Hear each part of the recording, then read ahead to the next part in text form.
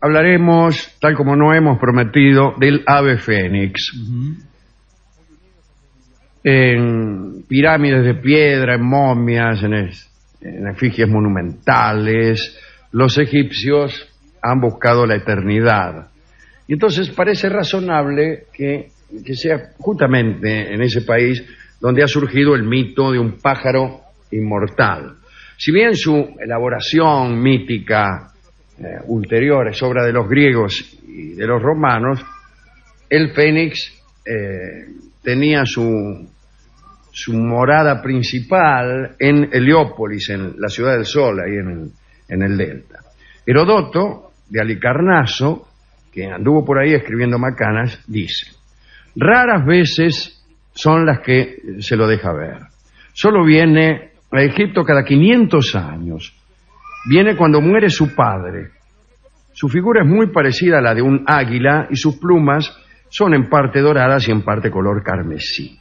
Unos 500 años después, Tácito y Plinio retomaron esta prodigiosa historia. Tácito dice que el plazo de la vida del fénix es de 1461 años. Plinio, por su parte, asegura que en realidad vive un año platónico o año magno. Año platónico es el tiempo que requieren el Sol, la Luna y los 5 planetas para volver a su posición inicial. 5 planetas en época de Tácito. Ese año platónico para Tácito abarcaba 12.994 años. Yo tengo idea de que el actual año platónico, había astrónomas por acá, ¿dónde están? Ayer era eso. Sí, es de 25.776 años, que es lo que tarda en repetirse la precesión, ¿vio? El eje de a volver a una posición igual en la misma constelación. Sí. Tarda 25.000 y pico de años, igual 776. No hay personal para controlar. Sí se controla, pero no tiene ahora tanta importancia en la astronomía ese dato. En Egipto lo llamaban Bennu, al ave fénix. Y en Arabia, Al-Ascar, Al-Anka mejor, como Polanca. Polanca en árabe significa Paul Fénix. No, señor. Como sabe cualquiera que haya vivido en Arabia. Dicen que las lágrimas del fénix curaban. Es un dato que yo no tenía. Claro, suponga que las lágrimas no del fénix, que es un pájaro no existente, en cualquier caso extrañísimo, que las lágrimas del zorzal curen. ¿Cómo conseguir una lágrima al zorzal? Claro, ¿quién vio llorar? ¿Lloran los pájaros? No lloran. ¿Lloran los pájaros? Ah, ahí está. Bueno. ¿No vio que no tienen lagañas tampoco los pájaros? No, sí tienen legañas. ¿Cómo? ¿Dónde las tienen? ¿Nunca se le enfermó un pájaro con legañas? Se mueren. Bueno, otro que hablaba del fénix, y que ha escrito mucho, es San Ambrosio. San Ambrosio era nada menos que el maestro de San Agustín. O diría, el maestro nada menos que de San Agustín. Y siempre contamos en este programa que Agustín contaba que su maestro, lo contaba con asombro, que su maestro, San Ambrosio, leía en silencio. Cuenta las confesiones de San Agustín que un día entró a la celda o a la oficina o qué sé yo, a la pieza del tipo de San Ambrosio y lo vio leyendo, pero en silencio, sin pronunciar palabras. ¿Y por qué se asombraba Agustín? Porque la gente en aquel entonces leía en voz alta. Todavía no se había perfeccionado el sistema, el funcionamiento del mecanismo mental en que leer consiste. Y por otra parte tampoco había en aquel entonces en la escritura signos de puntuación. Entonces medio había que armarlo hablando uno. Pero me parece que más que la falta de signos de puntuación era la falta de costumbre. Claro, la tradición oral además era fortísima. Y por eso, pero además había que saltearse el sonido. O sea, lo escrito representaba un sonido. Uno lo decía. Claro. A veces no, ni siquiera representaba un sonido. Representaba una idea que después había que sonorizar. ¿entiendes? Sí, sí. No todos los idiomas son... No todos los... las escrituras consisten en fonemas, sino que algunas son ideogramas, en fin, etcétera. El caso es que ese San Ambrosio, que fue el primero en leer en silencio, escribió mucho sobre el ave fénix. Los estoicos también enseñaron que el universo muere en el fuego y renace del fuego, y que el proceso no tendrá fin y no tuvo principio. Con los años, el mecanismo de la generación del fénix se fue simplificando. Herodoto menciona un huevo, Plinio un gusano, pero Claudiano, a fines del siglo IV, ya versifica un pájaro inmortal que resurge de su ceniza, un heredero de sí mismo y un testigo de las edades. Y algunos amigos de este programa han mencionado al fénix en sus obras: Ovidio, Dante, Shakespeare, Quevedo, Milton. El primer escritor que negó la existencia del fénix fue Thomas Browne en sus Errores vulgares, publicado en 1646. Años más tarde, Alexander Ross, indignado, le contestó que el fénix se ocultaba para protegerse. Tiene razón, señor. Todas las cosas en cuya existencia no creemos, en realidad no son visibles porque se ocultan para protegerse de las almas inmortales.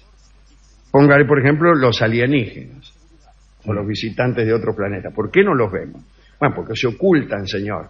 ¿Por qué se ocultan? Bueno, para no ser vistos por personas poco escrupulosas, como somos casi todos nosotros. Y quizás... Sí, señor. Y si no existen, porque si no los vemos... No, eso qué fácil que ahí lo sigue. está. Ese es el argumento preferido. El negador.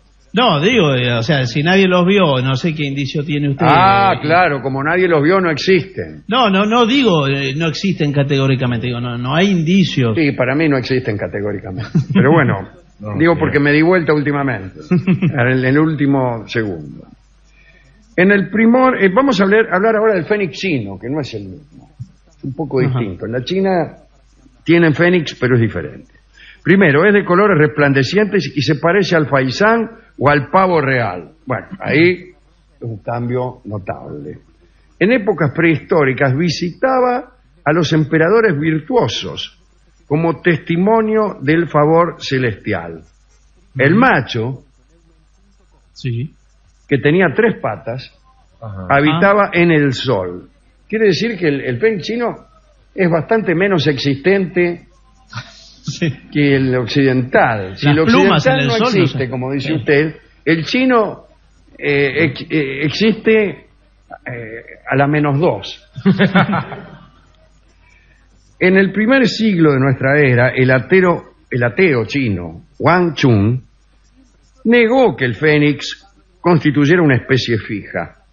Declaró que así como la serpiente se transforma en pez y la rata en tortuga, bien,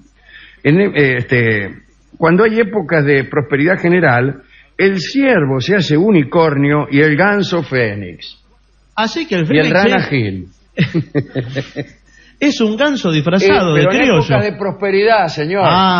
Cuando vienen épocas de prosperidad, Se pone las plumas. el ganso se hace fénix. Bueno, ahora, ¿no? Sí, China por está en la época de ejemplo, prosperidad. claro. Sí.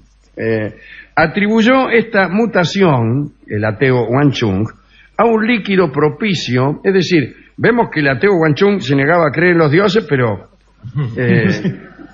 Pero la pasaba bien. pero la pasaba Sí. bien, en el resto de sus creencias era bastante hospitalario.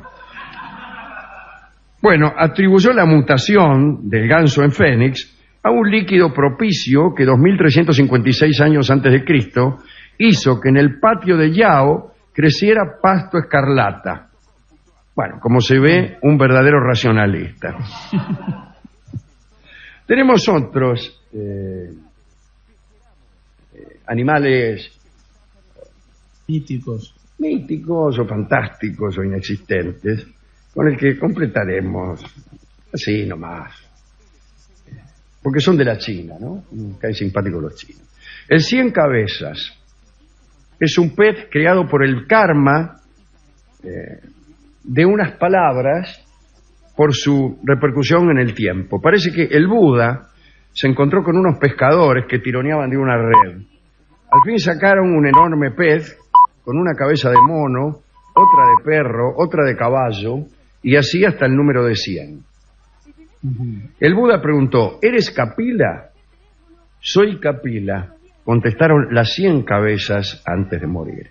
Y el Buda explicó que en una encarnación anterior, Kapila era un monje que a todos superaba en la comprensión de los textos sagrados. A veces los compañeros se equivocaban y él les decía, cabeza de mono, cabeza de perro, etc. Cuando murió, el karma de estos insultos acumulados lo hizo renacer monstruo acuático, agobiado por todas las cabezas que había atribuido a todos sus compañeros. Eso es una enseñanza para los niños que escuchan este programa y que les dicen a sus compañeros cabeza de esto o de aquello. Sí, señor, ahí está.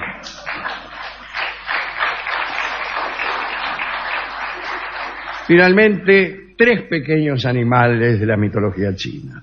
El Xintian es un ser acéfalo, decapitado por los dioses. Qué desperdicio, con las 100 que Sí. tenía el otro, mire. Tiene los ojos en el pecho y su ombligo es su boca. Brinca y salta en los descampados. Ah, mire. Ahora, o le falta cabeza o le falta cuerpo, porque... Le falta cabeza, los como bien ojos, se ha dicho. No, los ojos en el pecho. Sí, pero y la no boca tiene cabeza, no, señor. Parece una No es la cabeza, cabeza. eso, dando vuelta. El Tichian es un pájaro sobrenatural de color bermejo. Tiene 6 patas y 4 alas, pero no tiene cara ni ojos. Y Me finalmente, lo estoy imaginando, la magia de la radio. Sí. Espera un minuto que... el último, el Pingfeng, habita en el país del agua mágica. Parece un chancho negro, pero tiene una cabeza en cada extremo. No entiendo el pero, porque es un El chancho negro con dos parece cabezas. un chancho negro, es una prolijidad. Parece un chancho negro. Muy bien, pero tiene una cabeza en cada extremo. Qué bien. Y el resto todo chancho. Y el resto es todo chanto. No, Sí, señor. no sabe él qué es el adelante y el atrás. Sí. Como Jano, una cosa así, pero... Algo así como Jano, aquel dios que tenía 2 caras, una miraba al pasado y otra al futuro. Pero ¿cómo decidía Jano cuál era el pasado y cuál era el futuro? No lo sé. Señores, hemos ido a la Yo discoteca. tengo más preguntas sobre el chancho que sobre Jano. Sí, Por dónde hacía ciertas cosas, pero bueno. sí, también. Bueno. Si usted come por ahí, etcétera, es un viejo al revés, ¿no? Bien. Señores, el discotecario me ha dado un disco que también es de un animal fantástico. Sí. Es el vals Palomita Blanca.